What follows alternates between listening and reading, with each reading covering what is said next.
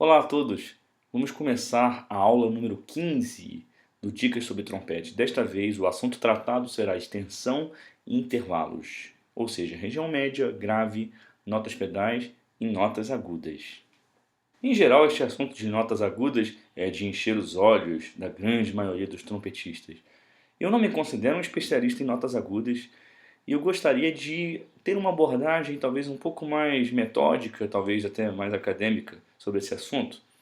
E bom, como eu disse que eu tenho preferência por dar uma roupagem um pouco mais acadêmica a esse assunto que aborda notas médias, graves e agudas, vou mencionar algumas frases interessantes que eu acho que trazem grande relevância ao assunto tratado nessa videoaula. Vou ler essas primeiras citações então. Um trompetista profissional é capaz de manter uma embocadura enrijecida por todas as vezes, realizando alterações quase imperceptíveis, mesmo quando a pressão pode facilmente atingir a marca de 35 libras de força por polegada quadrada. David Hickman, Trumpet Pedagogy, página 14. Muitos experimentos científicos já têm sido realizados com músicos.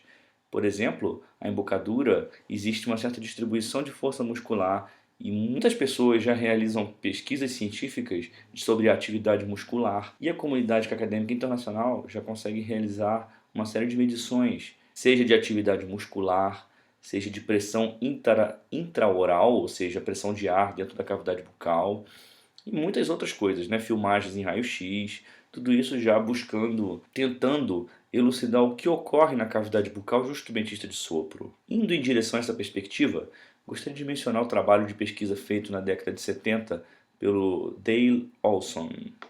Então eu vou ler essa pequena citação aqui. A análise dos dados quantitativamente derivados dispõe de diferenças estatisticamente significativas entre novatos e expertos, no que diz respeito à utilização dos seus distintos atributos físicos. Um estudo destas distinções potencializa o desenvolvimento de novas diretrizes pedagógicas. R. Dale Olson, carta a David Hickman, dia 20 de junho de 2006. David Hickman, Trumpet Pedagogy, página 18. Talvez essa citação não faça muito sentido, mas eu vou mostrar um gráfico agora para vocês que eu acho que vai ilustrar com muito mais facilidade. Esse experimento científico fez comparações entre a utilização da coluna de ar de um principiante e de um trompetista experiente, no caso o próprio Dale Olson, que gravou uma série de intervalos de terça menor, ou seja, um arpejo diminuto. Eu gostaria de chamar a atenção para o fato de que quando este arpejo é executado por um trompetista profissional, o fluxo de ar ele é contínuo e vai aumentando à medida que ele sobe nas terças menores deste arpejo diminuto. E em minha humilde opinião, nós, professores de trompete, temos que cuidar para que os principiantes consigam tocar com uma certa homogeneidade na pressão de ar dentro dessa tessitura pequena que engloba uma quinta justa, no máximo uma oitava. Pois então, minha estratégia de ensino, quando eu tenho um aluno principiante diante de mim, é fazer com que ele comece na tessitura mais confortável do instrumento. A maioria esmagadora das publicações sérias destinadas a principiantes em trompete abordam uma tessitura que vai do Dó 3 até o Sol 3. Vocês poderão encontrar este gráfico na página 19 do Pedagogia do Trompete, do David Hickman. Este gráfico foi realizado a partir de experimentos realizados por Dale Olson em 1970. Pois bem, para compreender melhor este gráfico, vocês vão ver aqui esta coluna que representa a medição da pressão do ar na medida de onças por quadra. E aqui vocês vão ver notas cujo intervalo entre elas forma uma terça menor. Fá sustenido, Lá natural, Dó grave, Mi bemol, Fá sustenido, Lá natural, Dó médio, Mi bemol, Fá sustenido, Lá e o Dó agudo, o Dó 5.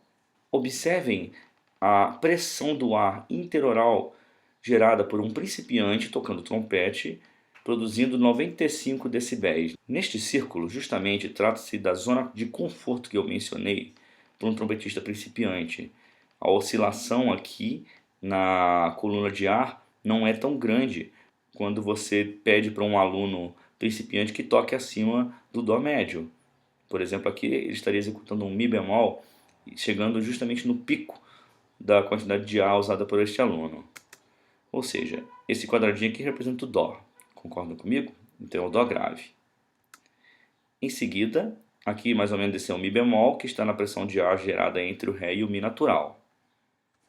Aqui temos o Fá sustenido, que está justamente entre o Fá e o Sol natural. Isso mostra realmente que esta é uma zona de conforto, no qual não existem grandes picos na coluna de ar e na pressão interoral de um aluno principiante.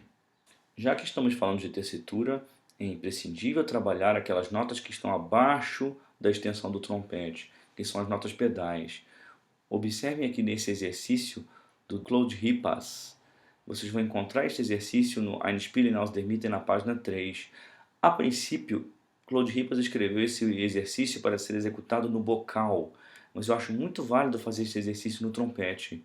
Vocês poderão ver agora um vídeo meu executando essas 5 linhas para que vocês tenham uma ideia de como ele deve ser tocado.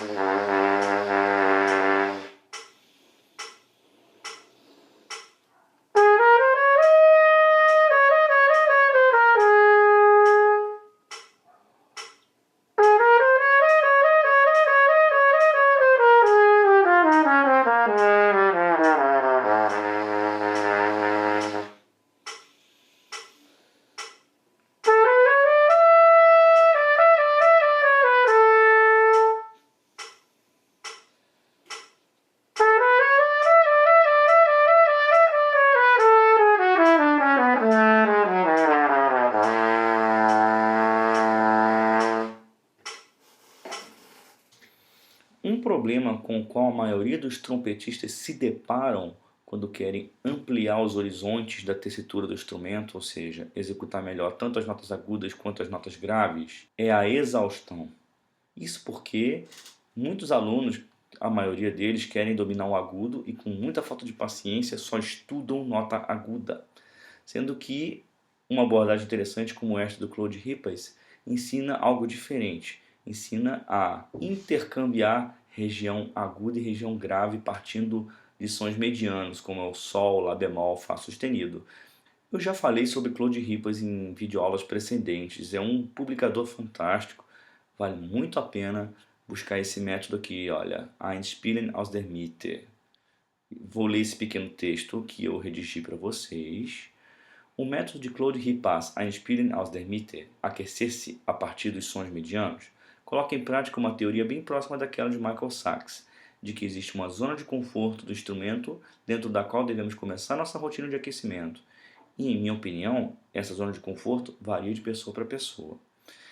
Seus exercícios iniciam-se na região média em torno do Sol 3, segunda linha, e se desenvolvem em direções opostas, indo aos extremos da extensão do instrumento, até chegar-se a um momento em que o instrumentista trabalha ambas tessituras, grave e aguda, consecutivamente.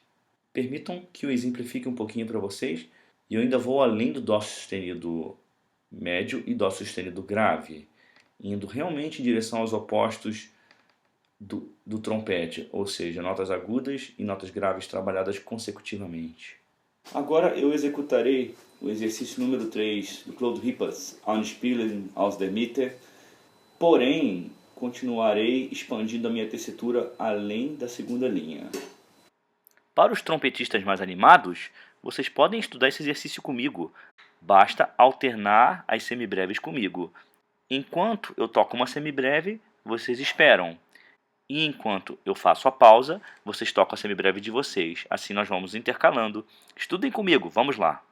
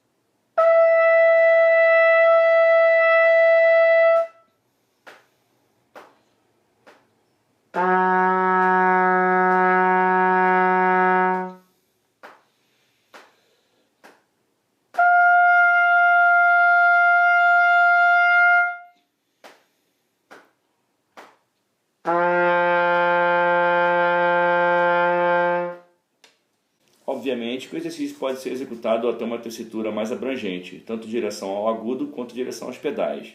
Por outras vezes, eu mencionei o método calistênico de Carmine Caruso, Musical Calisthenics for Brass, e vocês podem encontrar um resumo do Marcus Stockhausen, The Basic Caruso. Aqui eu estou exemplificando com a página 4. Uma pequena curiosidade, Marcus Stockhausen é filho do grande compositor alemão Karl-Heinz Stockhausen. Fica aí a pequena dica de história da música. Vou ler aqui esse texto que eu redigi sobre Carmine Caruso. Um método muito popular, baseado na prática de notas longas, é o de Carmine Caruso. Este método é amplamente empregado por pedagogos do trompete em caso de necessidade de mudanças radicais da posição da embocadura. Entretanto, grandes trompetistas eruditos e populares recomendam a prática desses exercícios, tais quais Håkan Hardenberger, Marcus Stockhausen, Jimmy Owens, Al Portino, Lil Soloff, Marvin Stamm, tendo sido quase todos eles discípulos de Carmine Caruso. E aqui vem uma citação do próprio Carmine Caruso. Cerca de 200 músculos são ativados quando um instrumentista de sopro produz um som. E é a coordenação destes músculos que quero me dirigir neste livro. Carmine Caruso, Musical Calisthenics for Brass, página 4. Caruso incentiva o estudante a bater os pés no ritmo do exercício, a fim de conferir precisão rítmica e fazer com que todos os músculos empregados em uma execução musical trabalhem em perfeita harmonia.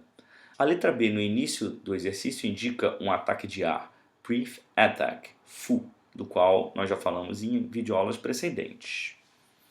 Bom, por que eu estou mostrando Carmine Caruso? É um método que ajuda muito a desenvolver a ampliação da tessitura em direção aos agudos. Eu recomendo que este método seja estudado com muita cautela e, de preferência, com o acompanhamento de um professor experiente. Quando eu chego ao final da minha rotina de estudos, eu gosto de expandir a minha tessitura dos médios para as notas mais agudas que eu consigo tocar, já que eu não sou um grande especialista em agudos. Para esse fim, eu utilizo este método fantástico, Michael Sachs Daily Fundamentals for the Trumpet, na página 10, e também na página 11 tem uma variante um pouco mais complexa desse exercício. Simplesmente consiste em arpejos, e ele vai colocando um semitom mais alto a cada frase, até que o trompetista chegue nas notas mais agudas possíveis, de maneira que elas soem bem e que sejam confortáveis para o trompetista. Permitam-me também exemplificar este exercício.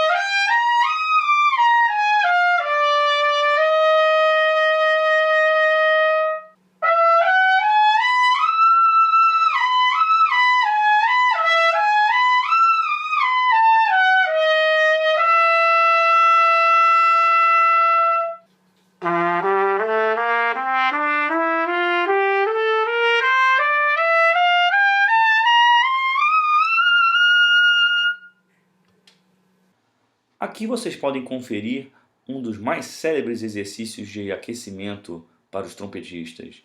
Trata-se do exercício Alternative Warm-Ups 2, 3B, do James Stamp. Permitam-me também exemplificar um pouco deste método, que também é um dos carros-chefes nos meus fundamentos e nos meus exercícios básicos de cada dia.